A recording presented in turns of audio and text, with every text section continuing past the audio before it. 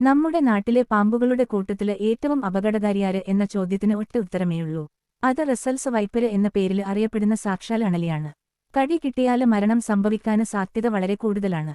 കൊടിയ വിഷമുള്ള പാമ്പാണ് അണലി എന്നതാണ് ഇതിന് കാരണം. അതേസമയം അണലിയുടെ കുഞ്ഞ് കടിച്ചാല് അത്ര വലിയ അപകടം സംഭവിക്കില്ലെന്നാണ് പൊതുവെയുള്ള ധാരണ.